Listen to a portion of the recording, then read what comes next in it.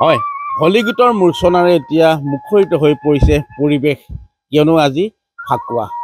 দেখুৱাম আমি তেজপুৰৰ এক পৰিৱেশ তেজপুৰ 10 বছৰৰ পৰা আমি এই পৰিৱেশ দেখুৱাব বিচাৰিছোঁ আৰু এনেদৰে গুৰুজনা সৃষ্ট বৰগীতৰে তেওঁলোকে এই ফাকুৱাৰ দিনা পুৱাতে দেখা পোৱা গৈছে এনেদৰে যি হলি গীত সেই হলি গীত তেওঁলোকে পৰিৱেশন কৰিছে আৰু কণ কণ এইসকল ছাত্ৰ ছাত্ৰী তেওঁলোকে অংশগ্ৰহণ কৰা পৰিলক্ষিত হৈছে আৰু আমি এইখিনিতে উল্লেখ কৰি অঞ্চলটোৰ সংগীতজ্ঞ এগৰাকী মৃদুল দাস এই মৃদুল দাসৰ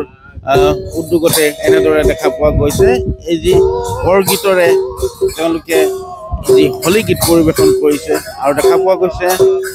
এই ফাকুৱাৰ দিনটোত তেওঁলোকে এনেদৰে গুৰুজনা সৃষ্ট বৰগীতৰে তেওঁলোকে আগবঢ়াইছে এয়া এক অন্যান্য মাত্ৰা আমি দেখুৱাইছোঁ পৰিৱেশটো তেজপুৰ 10 বেচিয়াৰ পৰা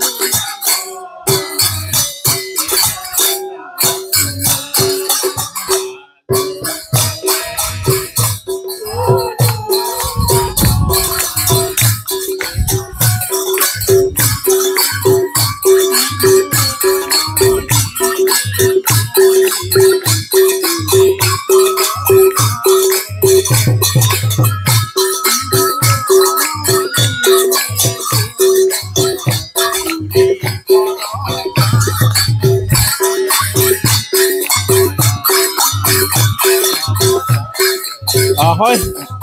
এনেদৰে এতিয়া দেখা পোৱা গৈছে আজিৰ দিনটোত হলি গীতৰ মূৰ্ছনাৰে মুখৰিত হৈ পৰিছে আৰু যিহেতু আবিৰৰ এই উৎসৱ